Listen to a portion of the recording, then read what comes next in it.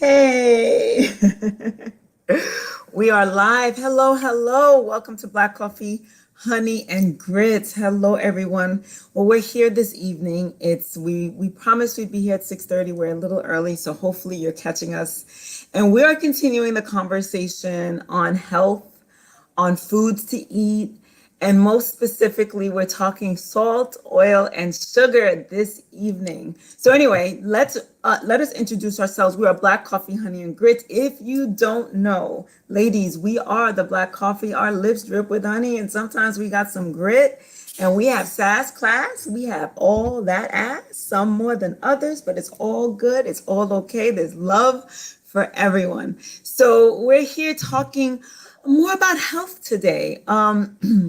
Monday, we started the conversation on body positivity and whether or not it lends itself to unhealthy lifestyles. And we just went down a rabbit hole and started talking about different types of foods and us even putting even kind of demonizing certain foods, which brought us into salt, oil, and sugar. So here we are. We're going to continue the conversation, but I'm going to pass the microphone over to you, Shellie, so that you could go ahead and introduce yourself. You could pass it up to Dr. Jemecia, then Maisha, and then come back down to me, and then we'll continue the conversation.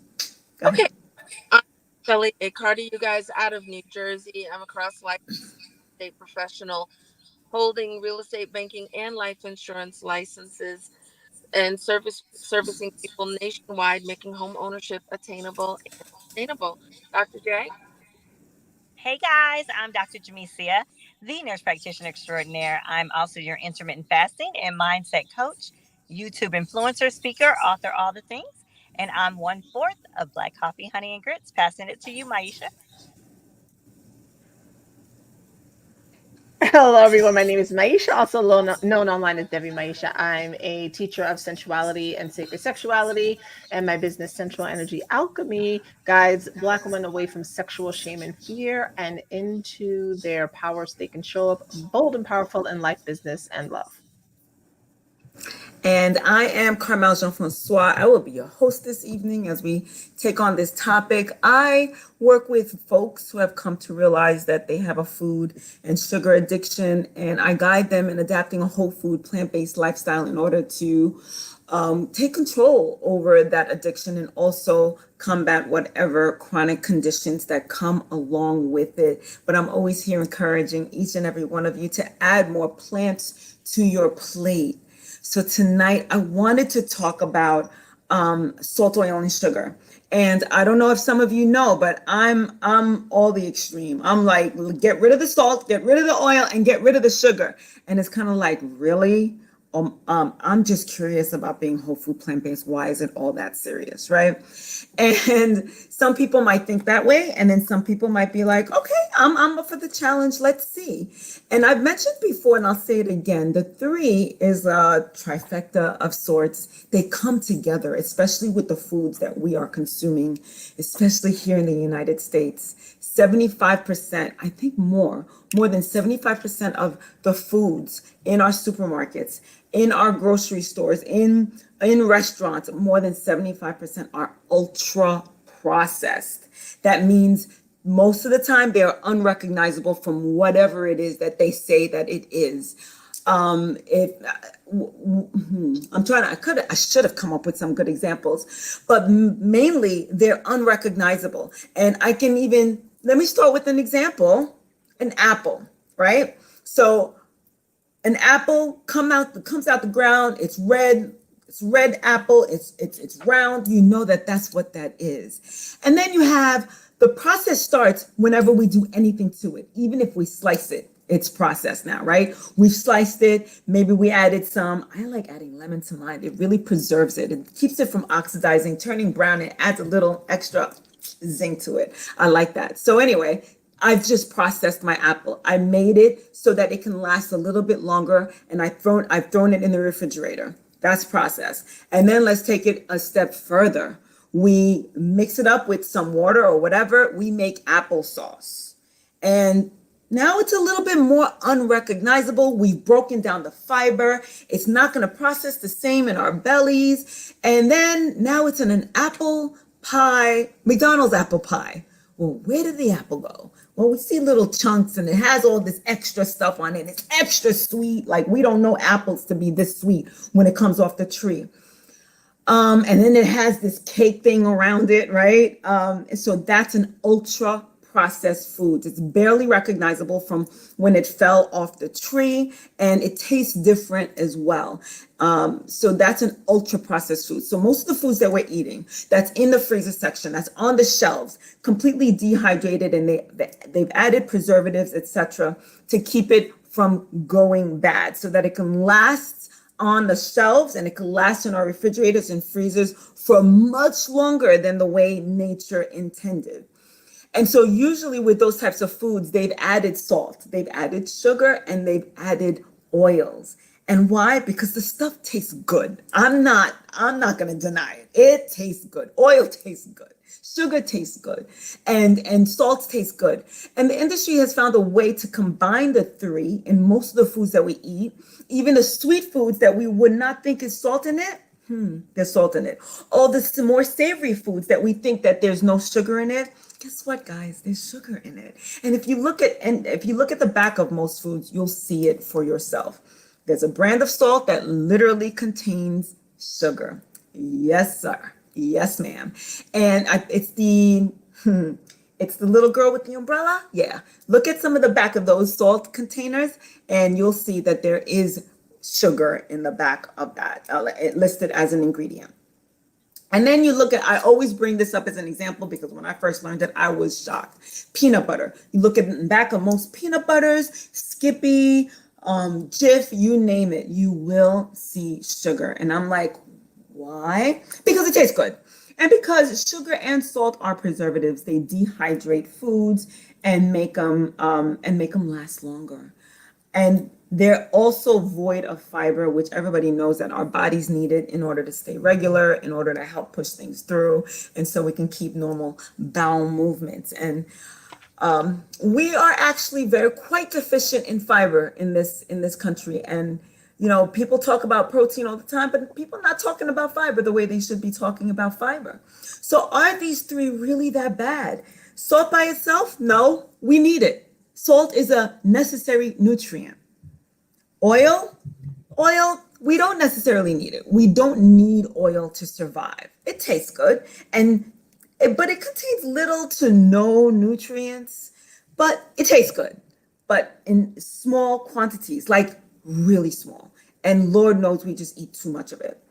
And so I mentioned the salt, I mentioned the oil, sugar. We don't need added sugar in our diet, but we have a sweet tooth. There's a dopamine hit that happens. The brain lights up. We get excited. We get happy when we consume the stuff. And so our brain says, I want more. And why does that happen? It just goes back to prehistoric times when we were really facing famine or really having to forage for food, and we wouldn't eat for days. And so our eyes lit up when we saw blueberries and strawberries and the bright colors. And then our brain lit up and said, yes, this is what we need more of in order for our brains to function, in order for our body to have energy, produce energy. That's what we needed. But today, it's the added salt. It's the added sugar. It's the added oil that's in our foods that is really that bad. That's what's bad. Everything in small quantities works. But let's face it, America is a gluttonous country. And not only America, but this is where we are.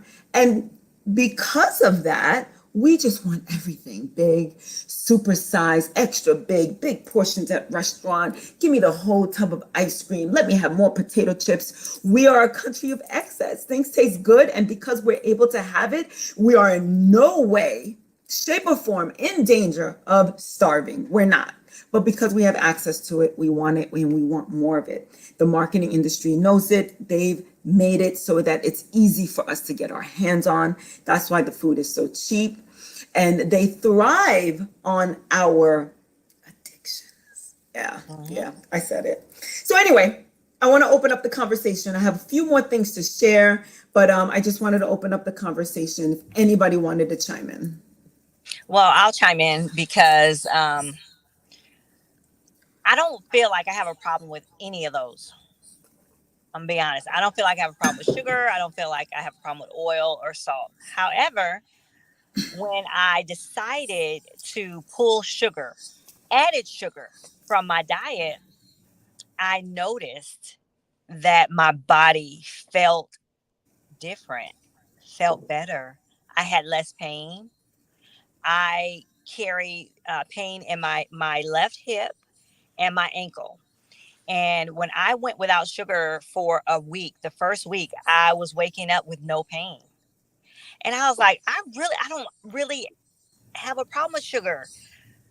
But when I start watching my diet with sugar and actually selecting things without it, my body responded in a good way. And I know that sugar causes inflammation, but if if you would have told me I had a problem with sugar, I would have been like, no, I have a problem with soda every now and again. I love Coke. I want to have Coke when I want to have Coke. But I decided no, no sugar, no Coke, no soda, no juice, nothing with no added sugar. I'm telling you, my body was like, yes, ma'am, thank you. And thank Wow. you. So that's all I want to add. I love when I hear you tell that story because I too I was just like, what? Okay, oh what? And for me, I noticed that I break out when I have sugar, and it was something that was happening all the time, and I just kind of like chalked it up to that's the way my skin is. And then I notice every time that I add a little bit more sugar, I break out. And I know somebody else that recently told me that their back, they get a lower back pain every time that they add the sugar. So, Dr. Jamecia, you said that you would say that you had no problem with sugar, but you had a problem with soda. Did you say that? No, I don't even think I have a problem with soda. It's just You just I love it. know soda is not good for you, but I like it. And it's one of Yeah. those things I'm like, I like that. I'm gonna when I want it, I'm gonna give it to I'm gonna get it. Yeah, But yeah. I knew, like I said, I don't have major problems with anything. Right. But I knew that that was something that I know that I was doing to myself that was not good for me. Mm-hmm. So the thing that I knew wasn't good for me, I said, okay, I'm going to pull that from my diet. I'm going to see how my body responds. Mm-hmm. Since Carmela's saying no sugar, no sugar, no sugar, I'm going to see if that's actually something that will work for me or Wow. make me feel better. Yeah. Um, and you could not have told me. You could not Right. have told me that this would affect me in the way that it did. So, I Okay. mean, I didn't shake or anything. I didn't go through withdrawals, Hmm. but my body did respond. Your body did So, respond yeah, in a positive way. in a That's a positive way. right, right, right. Yes, sugar does cause inflammation. There's a whole reaction. What happens in the body when we consume excess sugar, right? Because needless to say, our bodies do need sugar. It really does. But the sugar that our body needs, we can get from fruits and vegetables. And again, I want to emphasize and re-emphasize. When I say salt, oil, and sugar, I'm talking about the excess. And the excess is often found in the ultra processed foods that we're consuming. I'm going to give anybody else a chance to chime in. I'll jump in. I don't know. I see Shellie there. I mean, I don't know that I have much to add here except to say yes, the excess is too much. It is overwhelming, the amount that people are taking in, what it does to our cells, the way it becomes rancid in our bodies. I mean, I'm not going to give up salt, oil, or sugar. I also don't need salt, oil, or sugar in everything that I do. For me, like if I over the past what is today? Thursday, like a couple of days ago, I was eating way too much. For like 3 days, I ate a lot of bread and pasta. I Mm-hmm. generally don't eat bread, and I don't eat pasta. Gluten does not do well for me, and I could feel it. My knees were in pain after Mm. eating the pasta, right? And pasta is a form of glucose, but it's also, for me, it's also the gluten that's in it that causes a huge issue for my body. When I eat sugar, like if I eat like a piece of cake or something, I know that I've eaten too much, because I'll get a headache Mm. immediately before it's finished. There's a part of me that will literally like feel sick in my head. And so I'll know, you've already gone over your limit and that's Yeah. enough. You need to stop for the day. And then the next day there'll be none of that whatsoever. So I respond fairly quickly to it. But I don't I like my olive oils and my salads, stuff like that. But as for like the food, I don't eat out much at all except for an occasional Starbucks, and that's the sugar intake for the month for everybody. No, but that's the thing that I'll get every once in a while. But yeah, it is way too much when I think about what people are eating, especially when they're eating um frozen foods are like the Yeah. worst. No one should be microwaving. Yeah. No, I don't like to microwave anything. But no one should be microwaving anything they got from the supermarket. Just leave that where it Yeah. is. Don't get any of that. Yeah. Yeah, that is the thing that I think still disturbs me when I see like kid cuisine in a and this is my son was teasing me. He's like, "Do you remember when you used to get us Lunchables?" I was like, "I know, and I felt so terrible for getting you guys Lunchables." I'm like, my budget was short. I was one of those mothers. I was on Mm. food stamps. My budget was short. There was a trip that they were going on. I didn't, I, there you in order to get all the healthy food, you got to have containers, you got to have ice packs, you got to have all this other stuff. I couldn't afford all of that. And Yeah. so Lunchables it was, but I hated getting them Lunchables. You see the sodium content in those things? Oh my It's God, I feel so bad. And it's fake meat. crazy. It's so fake meat. All right, that's my guilt. Listen, that was my jam. Kid cuisine. Like Ah, what? You I got a know. whole meal for like $1.30? Yeah. It's And what hard. was that called? Kid cuisine? Yes, Yes. it's little Kid, meals. that's Yeah. crazy. It's funny. We had a Lunchables argument the other day in the supermarket because he wanted Lunchables. No, I'm like, show me which one you want, and I will make sure you have that. But what I'm not going to do is buy that little box with the crap in it. And it's really, really interesting. Um, I right now I've been eating so much stuff that I shouldn't eat, and it's kind of like you said, Maisha. You feel it, and my body is like, hey, so I hope you enjoyed that high that you got, because you got to sit here and deal with the after effects. And it's like, okay, just snap back. To be Is it simple. just Uh-oh. me and Shelly? You There's cutting in and all of out. these people always. Oh no, you can't hear me at We got all? you back. We got you back. Can you hear me at all? Oh, okay. I'm out in the field and it's a little rainy. It's amazing to me that the shift can be so controllable. It's it seems hard to make these changes, but it's really for me. I find it's mindset and just decision making, and you make a choice, and the results are results are fascinating. I've got no medical background, but as Dr. J said, you and Maisha too, you feel it. you Yeah. you don't eat something, you feel one way. You do eat something, you feel another way. That's textbook science to me. You don't have to be a scientist to have a scientific approach. And I'm enjoying my little bad behavior right now, but I know I'm going right back on track, because I'm not gonna. My knees are hurting. That's where my knees, Mm. where my inflammation. It's been coffee and M&Ms. That's been my these last number of days, and I'm gonna go give them back to the store, because I'd rather live without the M&Ms and the coffee than live with the pain. And these are The the pain. decisions that we all have to make. We say Hmm. we want to get ourselves together, but we don't make the changes. So then you must like that pain if you're not willing to make a change. And I think that's a little bit judgmental, because some people have never made the change, so they don't know what it's like to wake up and be pain free or pain less, because all you did was choose what you ate for dinner for the last week. Yeah. Mhm. I'm So so glad yeah, you mentioned I'll that drum because out there before I offend anyone.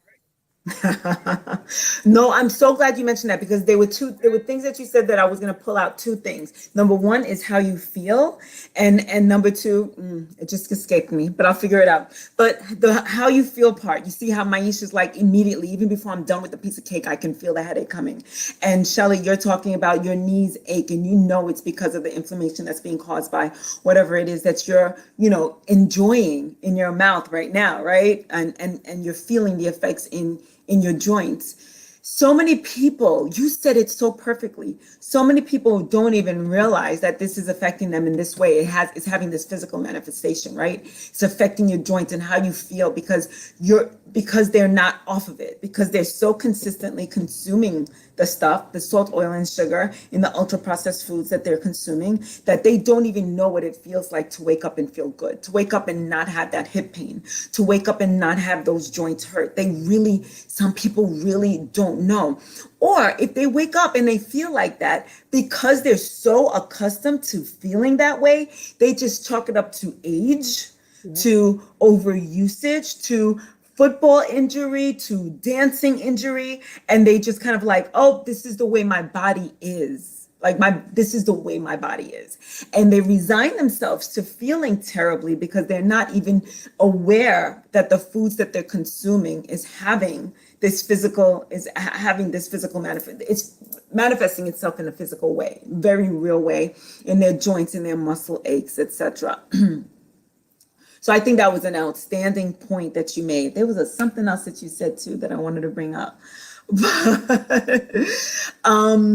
But as far as consuming these types of foods, and people, like, if you speak to anybody off the street and you ask them if they eat, how do they eat, they will tell you, oh yeah, I keep it healthy. They will tell you that because honestly, most people like to think, or most people are really convinced that they are doing pretty well, because the question now becomes, compared to what, right? I'm eating healthy compared to what I did last year. And it still might not be 100%. I don't think anybody living in America is not 100%. I know darn well I'm not, right? But it might be better than what I was.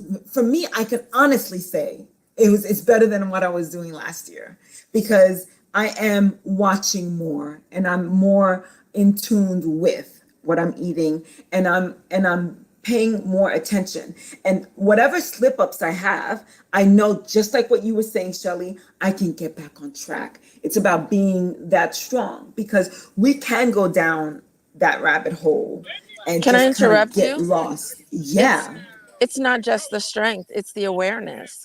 It's that trendy talk of food is medicine versus practical application. I went however many weeks with only eating a particular way, and I felt better. I lost weight, yes, but I felt better along the way.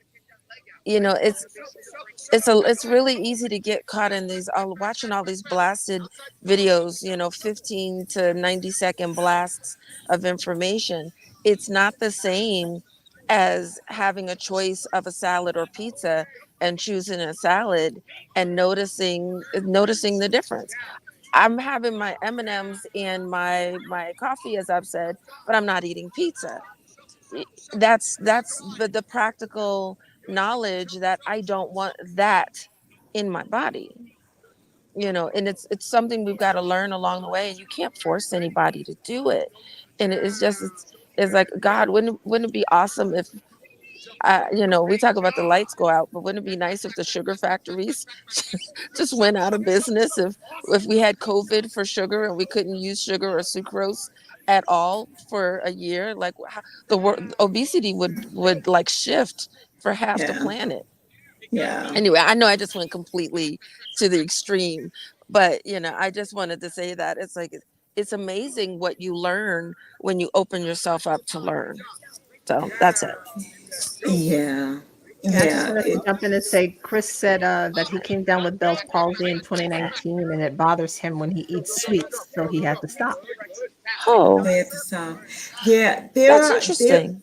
Yeah, right. There are certain conditions that are exacerbated. There I go again using bigger words than I know how to pronounce. But when we eat certain things, with there when we eat certain things like the salt, the oil, and sugar, it gets aggravated like these certain conditions, and it's for us to be able to pinpoint, this is where I went wrong, and then now being having no decision, having to be forced to make that decision where you can't Mm, I can't force anybody to do anything they don't want to do. I cannot. right. I can make suggestions and guide them if they say that this is the direction they want to go. But when you have a certain condition and you say, you know what, I can't anymore, or when the doctor says you can no longer consume and partake in this behavior, then that's when you're kind of your back is against the wall and you have to give up certain things. Do you guys remember that movie Leaving Las Vegas Yes, I think I I do. don't think with I watched Nicolas that. Cage? He Yeah, I was an never watched that. alcoholic. He ends up Oh, losing his job. I think his wife left him, and he was an alcoholic. And he moves to Hollywood, California, or something, probably close by. And his intent was to drink himself to death. And he meets this woman who cared for him, and he says, "Don't talk me out of it. This is what I want to do." So that Nicolas Cage, he would never like I'm they sorry, would. Shelly, can He you could not mute? hear me, huh? You Oh, taking Shelly. a Shelly mute? He Yeah. would he would never hear a word that I had to say. I would be like, "No, Nicholas, don't drink that. That's poison. We can save you." Like that, I would be wasting my breath. And he would have no time for me. He would make no time for me. There are people out there that's just like, I know what this is doing to me. And frankly, you cannot make me change my mind. Maybe that's an extreme, but no, no, no, no, no. I know that there are people that's not ready to hear it because they're not ready for that change. And they may never well be ready, or they may never want to change. That is a fact. So now, the salt, oil, and sugar, is it really that bad? In excess, the way we eat it and the way we consume it here, it really is. Because it doesn't stop with breakfast. First of all, most breakfast foods are dessert, right? Like I mentioned it the other day, we have the cakes, we have the muffins, we have the waffles, we have the pancakes. All of those are cakes. They turn into sugar right when it hits our stomachs, right? And then it starts to get processed as sugar. And then lunchtime comes along and we're consuming maybe burgers and fries. And there's more of that bun, that patty that is carbohydrates. And there's probably sugar in your burger. There probably is. And there's definitely oil and salt. And the fries, there's our starches, our carbohydrates, whatever you want to call them, that's turning into sugar. And then dinner, and more of the same thing. And we're constantly doing it, right? One after the other, one after the other. We're never giving our body a chance to clear itself. And Lord knows we don't drink enough water in this country. We're drinking a lot of soda, pop, fizz, whatever we want to call it.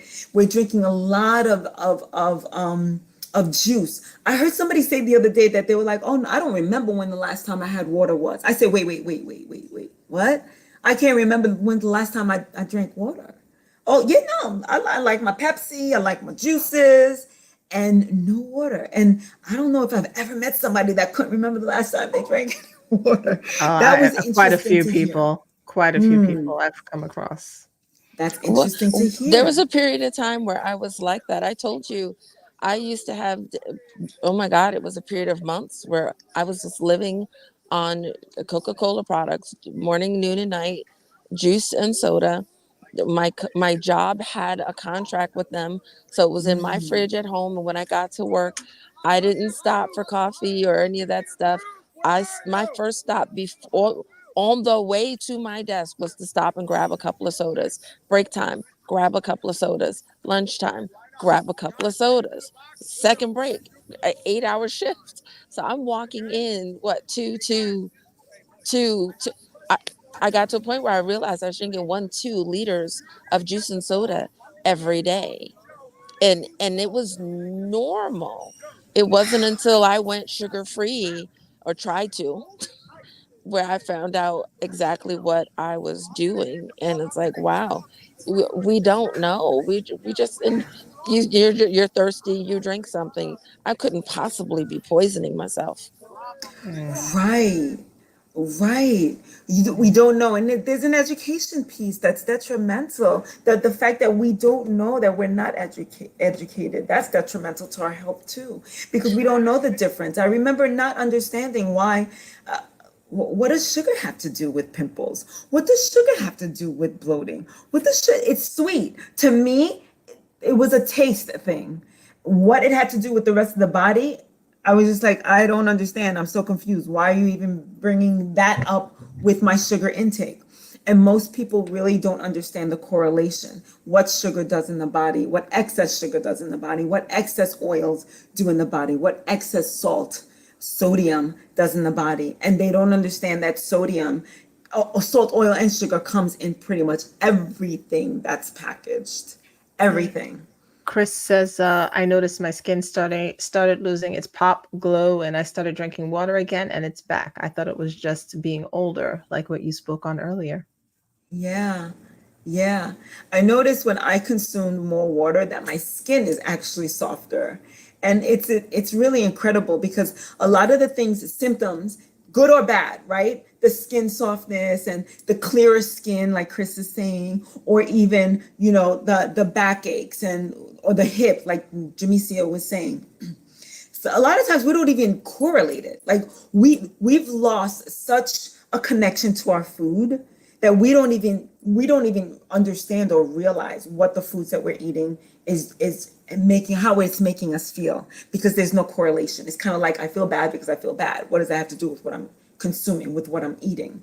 And there's a big disconnect as well as far as what we're eating.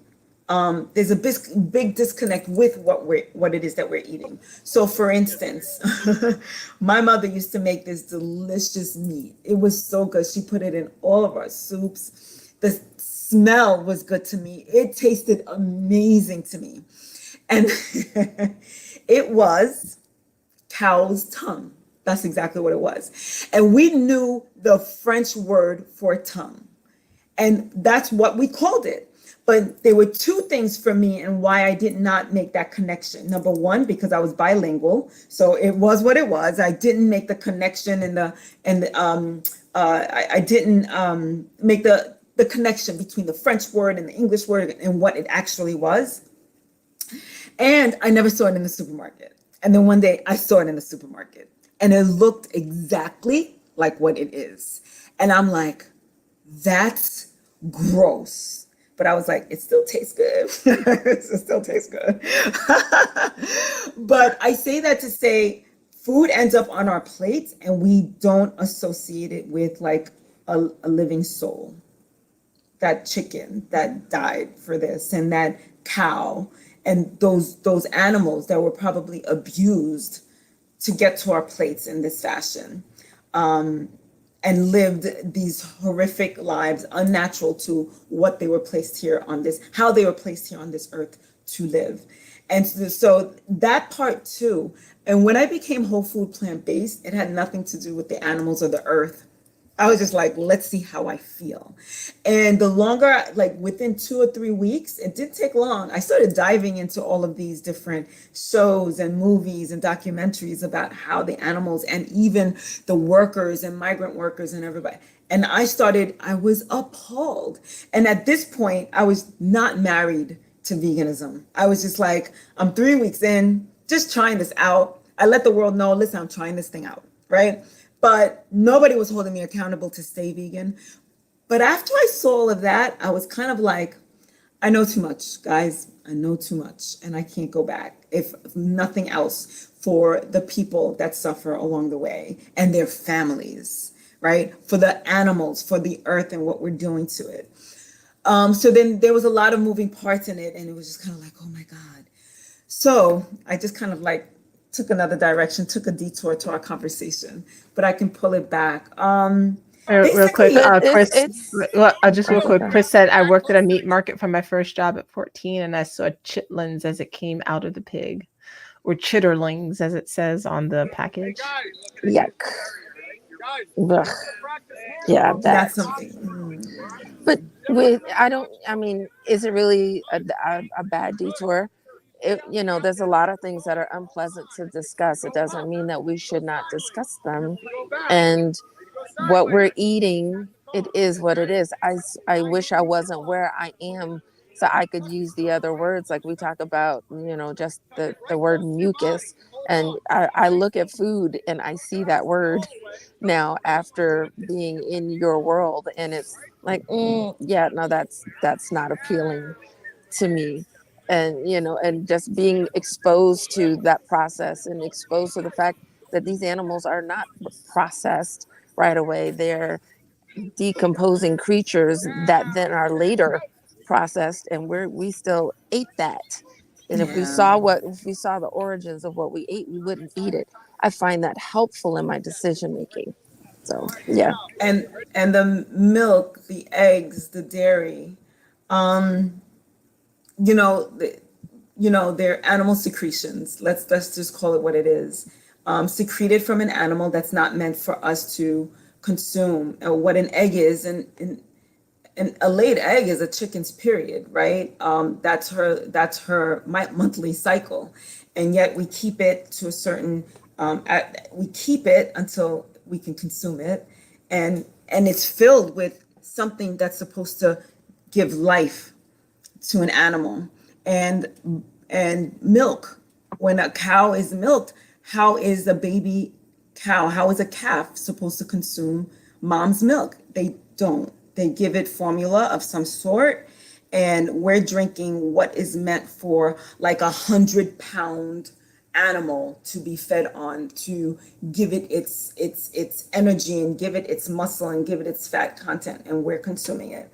And when they're milked, they allow a certain amount of pus and blood to go through in order for us to consume it. And just thinking about those things alone, I feel like, why are we doing it? And the fact that the milk that we're consuming, it's full of hormones, because these cows are kept pregnant for the whole year. The whole year, that like you just don't milk a cow out of nowhere. No, the cow was pregnant and had to give up its baby, because now they're gonna chop that up and make that into food for us. And the cow is mourning its babies while it's being milked for us to consume this hormonally imbalanced, highly upset creature with a soul that's mourning its baby, and the implications of that and what it does to our bodies. And then we wonder why our 8-year-old children are growing breasts and not even able to react, or not even be able to get relief from antibiotics when that child is sick, or when we're sick, because there's so much antibiotics in our system, because we're consuming the meat and we're consuming the milk from these animals that are fed hormones just to keep them alive, not even keep them healthy, but keep them alive. So there's so many things that go into that. That's just like, that's gross. And I've said it before and I'll say it here publicly. If I lived on a farm where I raised my own cattle for me to consume, I probably would not be vegan. I would not need to, because whatever practices I was following would have been humane, and I would know what I'm actually feeding my livestock, what they were meant to eat in real life. Instead, they're being fed corn and soy and wheat. And these three things, corn, soy, and wheat, many people have they're allergic, or right? It doesn't sit in their stomach well, and they have sensitivities to these products. But yet, these are the products that's feeding our animals, the animals that we're consuming. Well, Yeah. Well, I mentioned it the other day, and I'll repeat it for whoever wasn't there the other day, that we're penalizing farmers and producers. Let's just call them producers, because it's all producers. We're penalizing them for not putting these chemicals in and on what we're supposed to consume. Like, what is wrong with truly organic merchandise? It's terrible, because we're thinking that we're consuming something organic, and it's still isn't. Unless you're a small farm, if you're a farm of any size, they are still requiring, under the guise of, whatever rule it is, it varies state by state. But talking about pest and disease and whatever else, they're still requiring some sort of treatment, and that's very disappointing. Yeah, I just want to say, Chris said, and we're not gonna debate this, Chris, but I will read your comment. If you look at our teeth and compare them to the teeth of an animal that eats meat, completely different teeth. And I've heard this on both sides and many sides. At the end of the day, eat the way your body is going to tell you to eat, because there are whole societies where there is no vegetation and their diet consists of freshwater fish and the meat that they catch, and they've been doing that for hundreds of thousands of years, and they are healthy. So part of it is where you're living, part of it is what is the food that you are eating, what is your biological makeup. Like, there are so many things that go into it if we're talking globally, but looking at the United States of America, and other Western countries, Europe is a little different because Europe has stricter regulations on their food, but the United Right. States of America in particular is poisoning its people, and is doing it on purpose. And so that becomes a problem for us here in terms of just eating healthy, whether you're eating meat or not. It's still, even when it comes to the vegetables, it's still an issue of finding vegetables. And I've been meaning to join a CSA for the longest time, and this fall I probably will. There's a Black owned CSA, Corbin Hill Farms, and they Wait, deliver what is a CSA? community supported agriculture.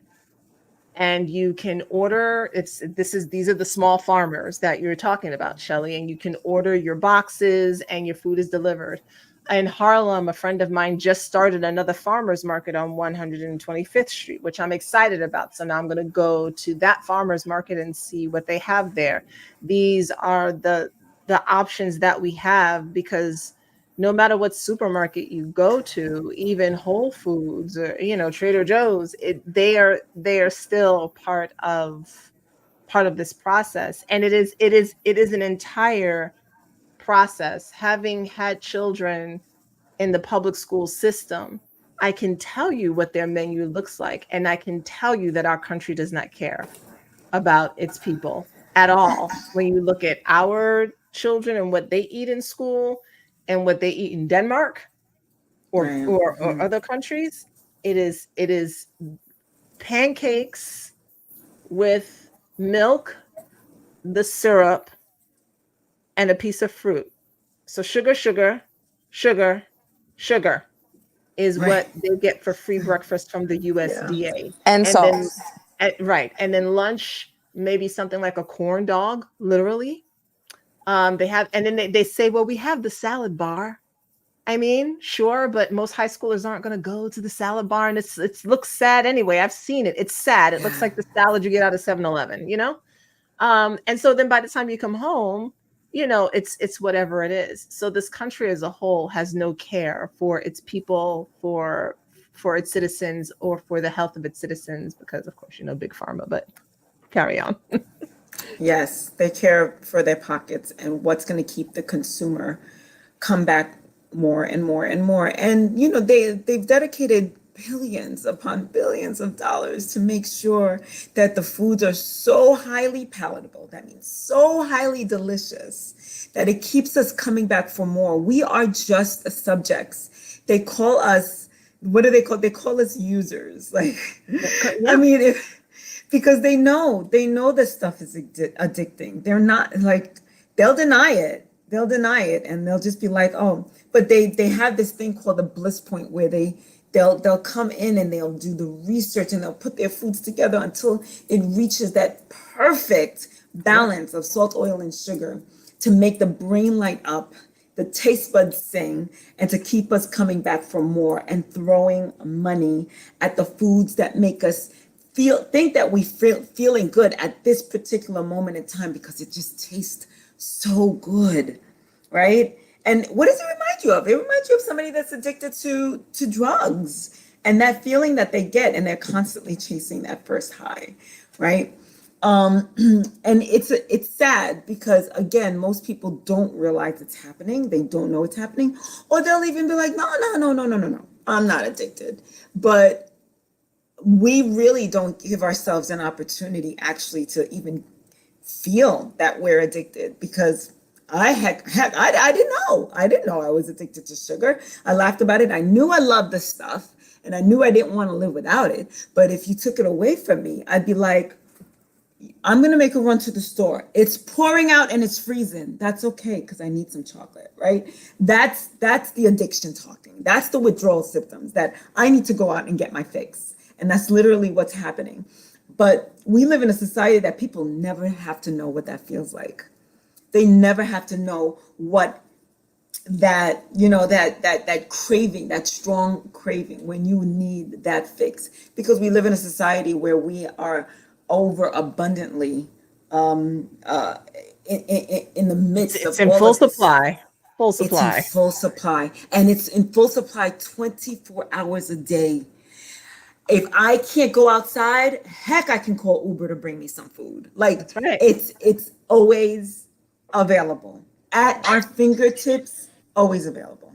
Well, I'll tell you, we had a whole meltdown today in the house because I wouldn't go get cotton candy out of the car. We were home. I told you guys the story about how we snuck brownies in the house. I'm gonna stay accountable for that. So I granted a brownie today, but because I said no to the cotton candy, we had a meltdown. This concept of ADHD and all these other letters and calling our children hyperactive, a lot of it's diet related. And it's emotional, it's physical. I don't know it inside out, but again, I'm observing, and there's been so much access in my house that the mere concept of taking it away and reducing it, I'm not even doing 100% denial, just the reduction is causing pushback. And and then it's pushback even from the adults, because the adult attitude is, oh, don't spoil the childhood, or he's a kid, or just a little bit won't hurt. But it will. Everything in moderation. And if we've created a schedule, if it's one a day or one a week or whatever the schedule is, the consistency will lend to breaking any addiction to it, or just, and it's so amazing to me that we are writing our kids off without understanding how this diet is affecting them, and then fighting across the generations and the opinions of people who've got different things to say. But I can't tell you how many people, because there's more than one, you've got to let him be a kid. I'm letting him be a kid, but he doesn't have to be a kid with a chocolate bar stuck in his mouth. It just doesn't, and it's very, very sad watching him go through these changes. And I know he'll be okay in 6 months, but right now it's tough. And it's kind of like the screen time. It's easier to give him the candy than it is to tolerate him being unhappy because he can't have it. But I'm willing to make the investment and be patient and deal with the tantrum. Better he have a tantrum now and live a healthier life later. But I can't just be the quick fix. All of us want this quick fix, and it's in the food. You want chicken nuggets? We're going to learn how to make them at home. You want French fries? You may have them. We're going to learn which potatoes you like, which ones we're going to make at home. I've literally got, cut up chicken breast breaded in the freezer, that, when he wants it, that's what we're doing for chicken nuggets now. And I felt like it was a win, when I made him a It burger is. at home, and he said, I need another one. I need another one of those. I'm like, okay, we can't. You're not going to eat all the ground beef in the house. We're not going to switch. But we went from, I can't eat that, that's not from the store, to, hey, I need another one, or hey, or the joke, you gonna eat that, like, you're gonna come take mine. And you're chasing my mommy down, grandma, to eat hers. Like, okay, who's got leftover something yummy on their plate? We were trying to live at, fast food restaurant before. It's not as easy, but it's absolutely got to be worth it. Yeah. So that's it. And I'll say I one more thing. And I'll be quick. There's a reel I've mentioned before where the parents are this little girl and the parents saying, "I'm gonna take your tablet," and she looks at them, looks in the camera and goes, "Go ahead. I'd like to see it. Let's go ahead. wow. You, I'd love your attention." And it's the intensity. We're afraid of the we've gotten so lazy letting the sweets and the screens keep our kids subdued that we're not ready for the investment of going back to being parents. My That's opinion, true. but it's what I've been seeing. Anyway, I yield. Wow. Yeah. That's powerful, Shellie.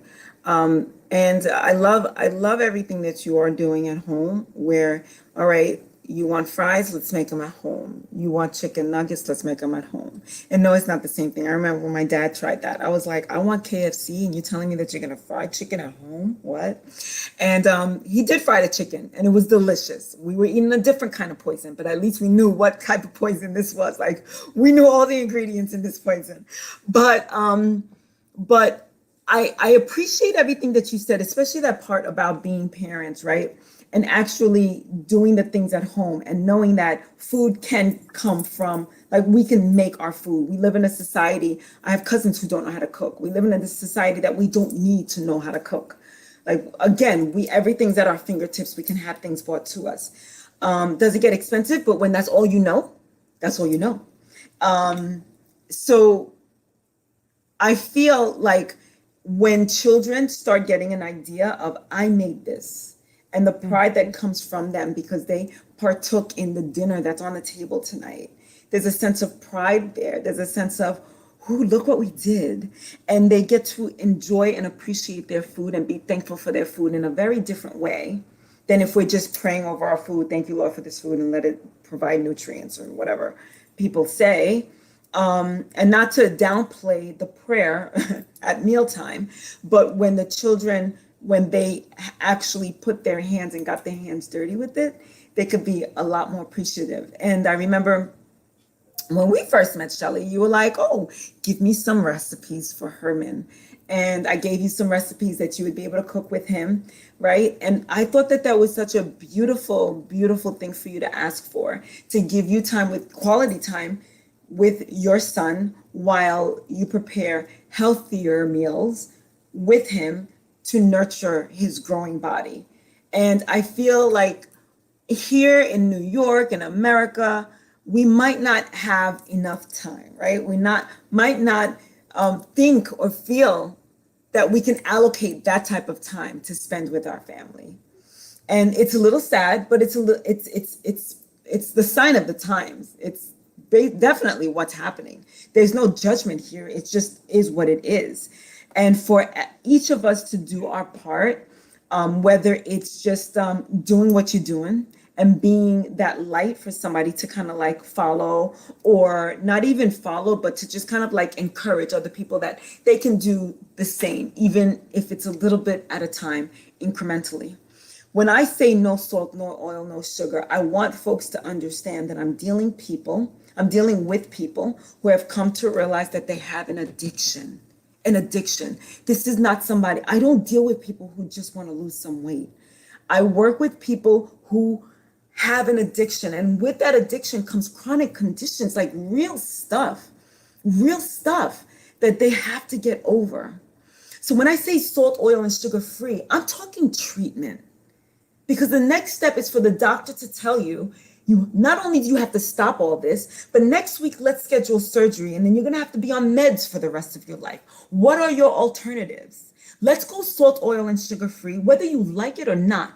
My job is to hopefully come up with some type of concoction that you can actually like. But that's not my driving motivation. I'm not here to make sure that you like what you eat. I'm here to make sure that your numbers improve. that you feel better and stronger when it comes to making the decisions, to finding out why maybe you ended up in this position. Was it an addiction? Maybe because my mom loved her sweets. By default, I'm addicted. Maybe my mom went through trauma that she never spoke about. I don't know. But maybe during this time that we have together, we can uncover some of the reasons why you have fallen into this type of addiction and heal yourself from it. Make yourself stronger when it comes to making these decisions. But all the meanwhile, we're in treatment. This is what this is, treatment. And then once you get your numbers better, now we can start deciding, where do we go from here? Can you go back to the chicken? Do you want to go back to the chicken, the meat, the eggs, the dairy, the seafood? Maybe not, but maybe you want to incorporate a little bit less than you had before. Now that you have the knowledge, and now that you have the education of what these foods do to your body, not the general public, but to your body and how your body is affected by it, then you can start making educated decisions on everything that you eat moving forward. And that's basically where I'm coming from when I say salt, oil, and sugar. So does it sound extreme? Yes, it does. But your conditions are extreme too, and they can get there very quickly, very easily, and it can happen overnight.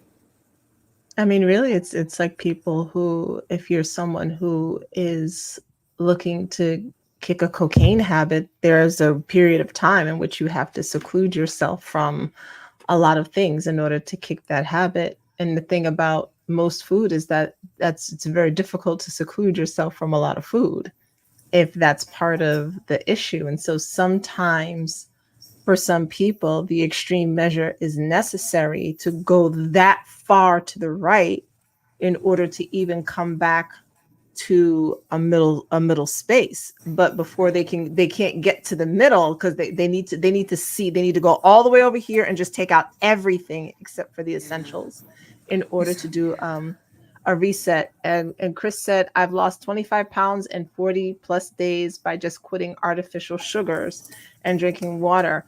And he said sugar is the bad guy, in my opinion. Now I'll be honest, it's just my opinion. I think artificial sugars are the devil. They are absolutely the bad guy. I don't think sugar in and of itself is the bad guy. It comes from the earth. It's grown out of the ground. It's here, and we don't have to it's just, it grows here. But what people do with the sugar is the problem. It's Right. We've been using sugar since forever, but now diabetes is a thing. So is it the sugar, or is it what we're doing with the sugar and all the things that come along with it? It was never meant to be consumed the way it's being consumed. And we don't know how to consume what was given to us in a way that doesn't cause any health problems. But the sugar itself didn't do anything to us. Artificial sugar, on the other hand, that's made in a laboratory, that's made specifically to the detriment of people.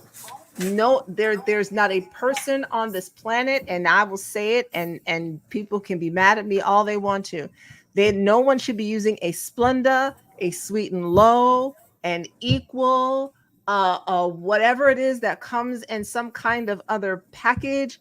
That is not food. That is not even sugar, and that stuff is highly addictive. It is highly addictive. When my husband was diabetic and I didn't know any better, I didn't have any experience with diabetes. And so the doctor was like, "Oh, we'll switch to Splenda because that way the Splenda is not the sugar or whatever." So I'm like, "Oh, okay, I'll switch to Splenda." Now the internet's still kind of new, so I'm like, "All right, let me look up the Splenda." And I said, "You're not touching that. We're throwing that right out the window. Okay, you're not doing any of that. Do you see what it does to your kidneys? Do you see what it does to your liver? And do you see what it does to your blood sugar? Absolutely fucking not. Like, we're never doing that again." So I'll tell people, everybody needs to cut back on sugar. Everybody's eating too much sugar, but nobody should be eating any artificial sugar. All right, that's my judgment. I'll be judgmental on that one. Be Yeah. judgmental, but we talk about it runs in the family. It also runs in the family. Eating trends. We all eat and drink the same thing. Whatever grandma ate, whatever mama prepared, whatever auntie prepared. And imagine, I'm listening to you, and as soon as you said Splenda, I was thinking that might be why I'm not where my mother was, 10 years ago at my age, because I never liked those things. My great grandmother, my grandmother, my mother, and I'm looking at their health, and it. I remember you, Carmel, talking about the family, talking about it's in our DNA. Well, it's also in our habits, and families, eat together. We eat the same foods. We do a lot. We do things as a collective, and if we can just keep getting this message out, I feel like what a great benefit to those who hear it and hopefully share it. So it's not so much in our DNA, it's in our dinner, as I've heard said before. I like it's that. it's not in our DNA, it's in our dinner. It's not in the family, it's what was in family tradition, it's the family recipes, things of that nature. So yeah, it's the family trends, it's our habits, it's the way they've cooked. And it's not even so much, think about the way they cook. Even if I was to cook the same thing today that my great grandmother cooked, the value, the nutrients in our foods are so different because of the way they make them now to be highly palatable. If my great grandmother came to dinner and I said, "Look, great grandmom, look, I cooked your recipe," she's gonna be like, "That's not my recipe. You put too much of everything in there. It's way too tasty."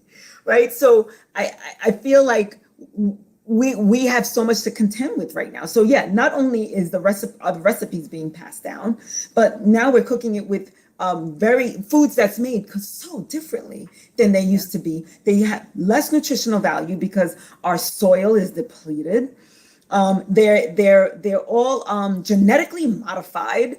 Chickens look like super chickens, right? Chickens we grew up on were little. And when after my mother fried it, there was hardly any meat on there. Now it's like big and plump and juicy, and it's kind of like, right? So it's and this I don't even want to comment on this. Someone told me diabetes is the same as AIDS. I really don't want to comment on that. I can't. To the extent of what it does to the body, that's the only way that I can see that particular correlation, is that the way diabetes ends up attacking the body and the immune system and the way it shuts it down can have that same use that big word, deleterious, but can have the same that it could be something so like this, but it causes so many other issues in the body, right? It is not the virus itself that causes the death, it's what the virus does to the body that allows the body to die. And the same thing with diabetes. And I will say with Chris, I'll give that to you. Thank you for that comment. Go ahead, nowhere near a diabetes expert, except for working specifically with my ex-husband. But in recent years, I wanted to learn more about it and do more research and just in illness as a whole. And the thing about stuff running in our families is we are given certain gene expressions from our lineage, 100%. But they don't have to be turned on. That's what people don't understand. So it's not it's not that diabetes runs in the family and so you're automatically going to be diabetic. There may be a propensity for that to be in your DNA because of the way your great grandparents, parents genetics are, where the gene expression is there. And all it requires is for you to treat your body a certain way to switch it on, and 100%. Then you're diabetic. But if you never switch it on, you will never be diabetic. And the other part to that is, it was interesting. I was doing some research and found that one of the reasons that Black people seem, according to this particular study, seem to be prone to research is in part due to the stress that we inherited in the Middle Passage. There's an enzyme in our pancreas that does not work properly. And so because literally the stress of racism, we have now inherited a situation in which our pancreas may not always respond to the environment the way it needs to.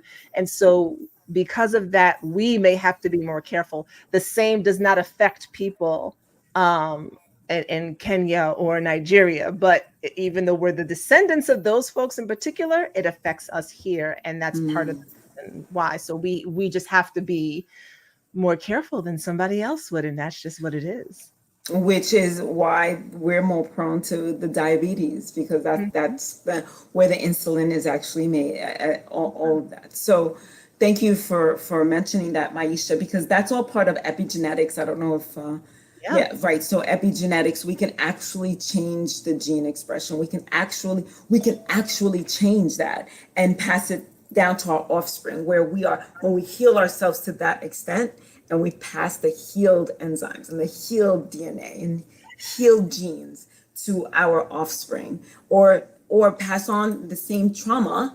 And trauma in so many ways gets passed on, even with mental health, and of course physical health, and all of that gets passed on, and it's not to be discounted. But just like you said, if we don't turn on those genes and watch, by watching what we're eating or consuming something different, we can actually save our own lives and that of our offspring. And Maisha is No, I was looking at this, and I actually do want to respond okay. to this comment Okay. from Chris. Healthcare, certain healthcare agencies will push activities. Absolutely. It's part of their initiative, and they get funded to do so. So it's not that the people who are, for instance, in New York City, Emblem Health or Health First, or like the Medicaid folks, that they're like, please go get out and exercise, or Blue Cross Blue Shield will give you some incentives. Of course they do, because it actually assists the companies in doing so, but it doesn't mean that uh, they're not like working together with pharmaceutical companies to make sure that people are healthy. They're not working together with the USDA to make sure that people are healthy. So this is part of their initiative over here that they can receive a little extra for, right? But they're still going, we're all still going up against a huge conglomerate over here. And as for some people wanting free healthcare, I'm sure they do. And I don't blame them, because let me tell you what let me tell you, as a mother of four, my healthcare would have eaten up a third of my paycheck for the family plan. I would have been cut my out of my paycheck every 2 weeks would have been, or twice a month would have been $600 for my family. And that's How are you with supposed to?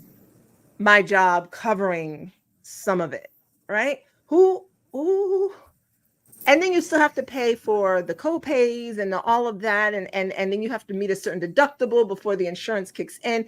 It's a whole racket that people are really suffering for, which is all the more reason, as Carmela's saying, these things that basically no one no they do not have your back, right? And so if you're looking to, if you are looking to live a life where there's not only longevity but mobility, and you can still have some fun with it, she's saying here are some of the things that you can do. Now if that's not your interest, it's just not your interest, and carry on and do whatever it is you want to do. But if you're wanting to still kind of move around a little bit in your 80s, just a little bit, without having to use walkers and canes and all of these things, here's what you can do starting now, in your 20s, your 30s, your 40s, your 50s, your 60s, your 70s, and even in your 80s, because you're not going to get what you need from the systems that currently exist. And lastly, he says, I just want to know, is cancer and diseases really mainly in the Black community? No, they are not. These diseases are all over the entire Prevalent, United yeah. States. Why they affect our community more is because we do not have access to a level of Access. healthcare that assists us. Our stress levels are higher in general. And oftentimes, especially for women, we do not feel that we have the time to take off to go to the doctor and take care of ourselves. And for our men, men are often not educated on their health and what's important and why they need to go to the doctor. It's not because we're Black, it's because there's not a level of access and due to stress. And because of where we mostly reside, they're not putting Whole Foods in those areas, nor can we afford them in those areas. So those areas are where they call the food deserts, and we just don't have availability. We don't have access to those foods. So it's a whole system that's rigged against us, and that's why Black people tend to suffer more when it comes to these. Yeah, Chris, real quick, Chris said to your point, a primary care provider, hospitals, and pharmacy make up a money triangle. Once you in, they got you. They got you. They got you because now they make you feel like you cannot live without the medication that we're giving you. Just come back every 30 days. We'll refill your prescription, but go on and live the way you're living. Go consume your McDonald's and your KFC and your Popeyes fried chicken and the Subway sandwiches. Do everything that you were doing before. Just do it. Yeah. Eat better, exercise, whatever. Come back in 30 days and we'll refill your prescription. And you're going to be, oh, by the way, you're on that for the rest of your life. Right. So yeah, it's a bad combination. But the things that we can start doing, you don't need to go all salt, oil, and sugar free. My clients do. But we can start cutting back, right? We can start being aware, watching what we're eating, turning the food boxes and labels and looking to see where we are. We're allowed in one day 1,500 milligrams of sodium. That's actually a half a teaspoon, if I'm not mistaken. Half a teaspoon of, did I say sugar? I meant salt. And 1,500. And that could be in one food, not even one whole meal, right? And that's for the day. So we have to keep in mind those numbers, those high numbers. The sugar, the oil, the sugar, the oil, and the salt. We have to be mindful of those things when we're consuming our foods. And yes, let me say this, and I really cannot, like the person with the water, I do not remember the last time I had a Big Mac. It's been years, but I said, let me, and by the way, even McDonald's food has changed over the years. By the way, like the large is now small, and then there's some other thing happening. Yeah. But anyway, you just mentioned how much sodium per day? 1,500 milligrams. Okay, so a Big Mac has 1,050 milligrams of sodium. You're done for the day. It has 7 grams of added sugar. It says it's 14%. I'm like, really? I'm sorry. Total sugar is 7 grams of added sugar. Cholesterol, 85 milligrams, 28%, right? Oh, you got 3 grams of fiber. And for the where is it at? For the protein folks, I like my protein too, but really 25 grams, that's not worth it. For all that salt. And then no, I'm not even gonna go through the rest. But it has 1,050 milligrams of salt. So once you're done with that one burger, you didn't even eat the fries. Right.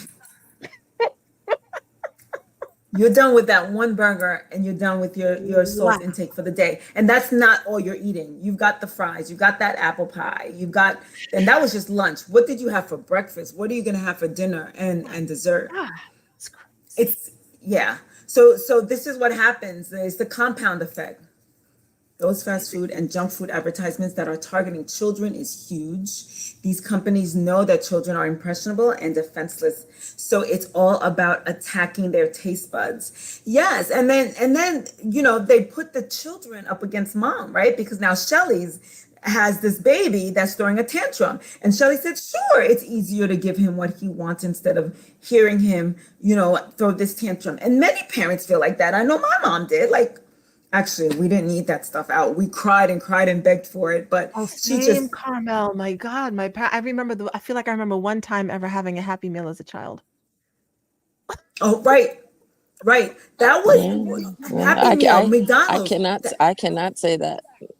That was something because we went to Auntie's house and it's like, oh, she lives near McDonald's, and it was just kind of like once every 6 months, and it's like, oh my God. I had a cousin like that. It's like, we're gonna get Captain Crunch. Oh yeah.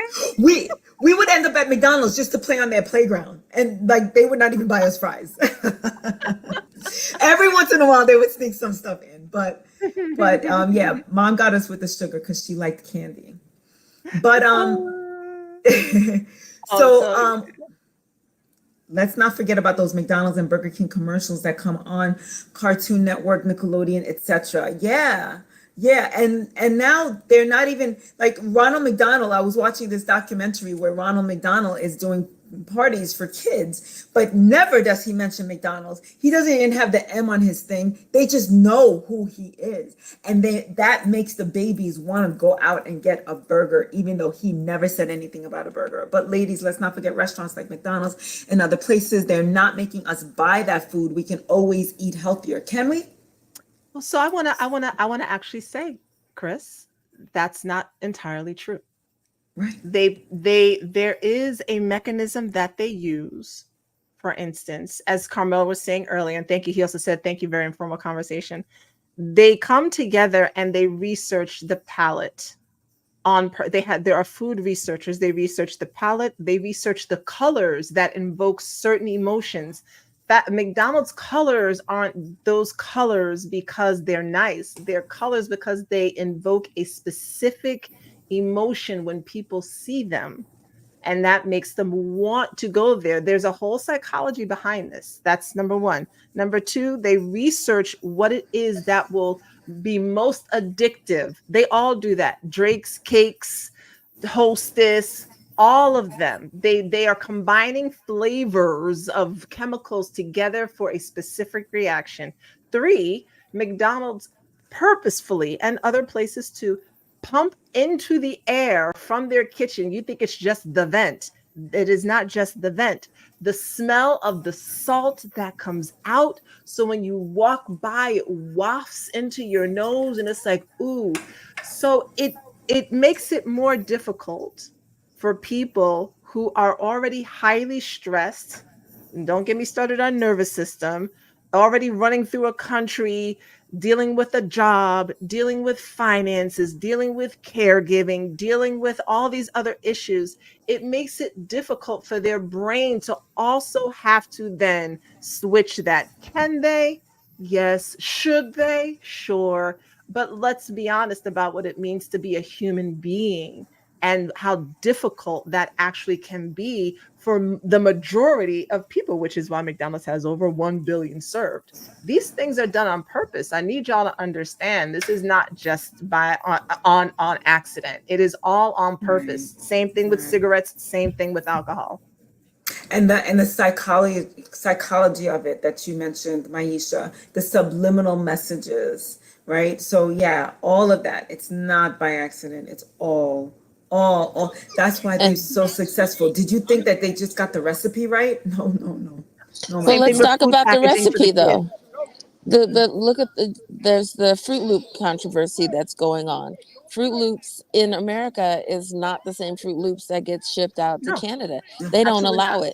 it. Ours has got all of these food colorings and extra extras, and That's they're right. they're saying no, you may not ship that. Yes, That's we right. want it. Yes, our children are actually eating it the right way, the better way.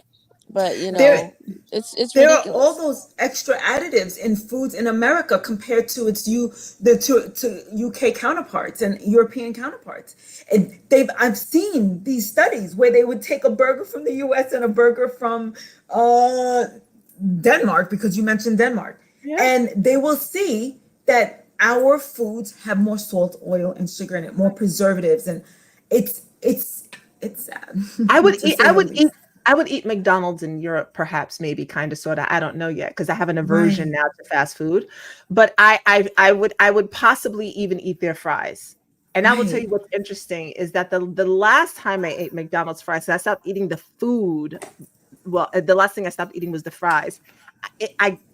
I noticed when I ate them, there was something that happened, and it wasn't the first time I noticed this happening. When I ate the fries, it was almost difficult to swallow, and Mm. it caused this acid reflux, right? And immediately I was like, the oil, right? This we cannot do this, the oil. Chris said, yeah, when the movies came out, they got the toys for kids, because they target the kids. That's why the colors be by the register when you leave Walmart to get our kids to choose it. What's wild is the burgers are not it, the drinks are how they make their money. That is true. Oh, and he said they went to the Republic of Georgia, which is over near Russia, and everyone lost 15 pounds. And that's not the first time I've heard that. There are people who've gone on vacation to Europe and came back with less weight and ate Wow. every day. Mm. The bread, the pasta, and lost weight. It is different Right. food. Right. Oh man, it's so much. And back to even the colors, multidimensional sorcery.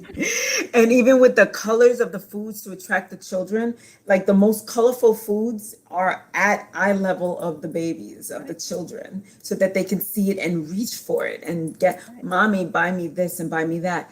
And all, back to colors, like the psychology of it, because our ancestors, hunters gatherers, we would look for the berries and strawberries as we foraged for food because those had that sugar, the energy that we needed in quantities that we needed and wanted.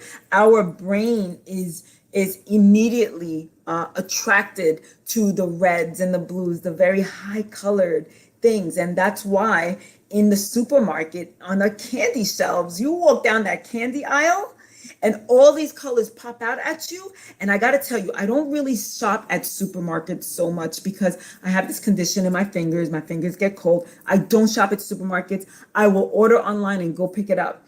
But one day, my sister and I needed to run to the supermarket to get stuff. And so we're walking. I don't know where anything is because I really don't do my own shopping. And we're going through the supermarket. And my sister tells me, I got to tell you something.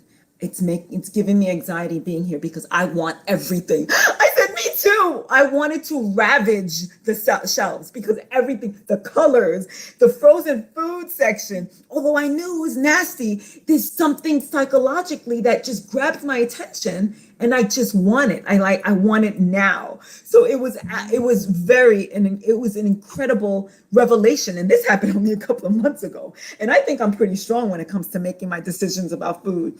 But the marketing, those boxes, the way everything looked, I just wanted to be, I want everything. Yes, everything's coming home with me. So can you imagine somebody who is not that savvy or who just wants it and just buys what they want anytime they want it? They're definitely being bamboozled into buying this stuff. It's actually quite incredible. Wow. I want I to know. Just wrap gotta this up. I looked at the clock. I was like, oh my gosh. Yeah. I want to wrap this up. I want to, Chris, thank you for every last one of your comments and really for participating, and everybody else that stuck with us and is paying attention to this conversation. It's something that we can probably talk about for days. Where do we start? Where do we start? Again, by looking at your food labels, cooking more at home. Even if you're frying foods, I would prefer that you know what is going inside your food, because all I talked about was salt, oil, and sugar. We didn't even really touch on preservatives. We didn't look at food colorings and what it's doing to our babies. We didn't look at the fact that almost everything has food colorings and the amount and the quantity. When you look at the back of a label, I usually tell my clients, I don't want to see anything more than 3 ingredients. You look at some foods and they're an essay of ingredients. That food should not be in your body. Put it down. Walk away slowly. Nobody gets hurt. And that's really the gist of it. Pay more attention. Anybody else want to add some kind of summary to this? It's a It's lot we it's, talked about. it's it's the labeling. I tried to buy castor oil the other day, and I was so proud of myself. I went and I'm just running. I just picked up castor oil, and when I got home and I looked at it, there was a whole paragraph on the back of the bottle, and I'm like, but it's only supposed to say Castor castor oil, oil. or the castor oil beans. So I just had to order a second bottle, and I'm This there one, zooming Shellie. online. Well, I've ordered it already. This Okay. time it's 100%. It's cold pressed, and it only the ingredients is one. And I'm like, why did I have to work so hard to buy Yeah. this supposedly natural thing? But if you want the results, we've got to do the hard work. So yeah, that's Yeah. that's my closing contribution.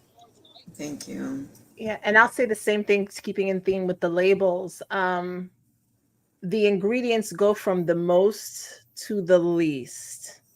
And what the front of a package will say is like whole grain or all natural something or another. And then the all natural something or another will be the 1, 2, 3, 4, 5, 6, 7, 8, 9, 10, the 15th out of the 18 ingredients. But they can Yeah. put it on the front because it's in the ingredients. Right. And then you think if you just look at the front that you've gotten something great. But no. So the first 5 ingredients you see, that's really what you're eating. The rest is just like additives in there. Yeah. And so the front of the label is that the marketing piece, that's the commercial. They have to compete. When you go to the peanut butter aisle, there's 10 different peanut butters. So they're competing with all the other labels. So they have to grab your attention. So you grab the one that says natural, just like what Maisha was saying, and maybe 50% less sugar, right? And when you turn it around, you say, oh, okay, sugar is the third ingredient. So it's not that bad. It could have been the second ingredient. But keep reading, because after you see the high fructose corn syrup, the 8th ingredient might be maple syrup, and then the 18th ingredient might be beet sugar, right? So they'll list it separately just so that they can say that it's not one whole clump of sugar, right? That third ingredient. Because if they added all those 3 sugars together, it would be the first ingredient. It would be the first ingredient. But in order to keep it from being so high on the top, they kind of separate it into 3 or 4 different types of sugars, and they put it throughout. So pay attention to all of those things. And I had posted, I was just like, we should not have to be detectives in order to read these labels, in order to find out what's happening, what we're consuming. If it says peanut butter, why is there 18? I'm just going with Maisha's number. Why are there 18 ingredients if it's supposed to just be peanut butter or castor oil? So yeah, folks. Chris said before you go, remember being healthy is your decision. Absolutely. We believe that wholeheartedly, Chris, here. We believe in sovereignty and everything is our decision. And I don't know how to say this. One will kids, and we see restaurants like McDonald's. Who do we blame getting the food for us? I'll don't want to speak for the group, but I'll speak for the group. This isn't about blame. It's about awareness. Restaurants are going to exist. Capitalism is going to exist. Pharmaceutical companies are going to exist. What we can do, though, is listen to, folks like us or other people and have discernment for your own self. And this is for everybody. And then also decide to be more proactive, as you said, in your health. So it's not about blaming McDonald's or other fast food places. They're gonna do what they're gonna do. But it's about us at least saying, well, here's some information on the other end, because there are a lot of people who just don't know. They still don't know. There are 350 million people in this country. Everyone doesn't know everything. So Carmela's here to let people know what they don't know. We all are.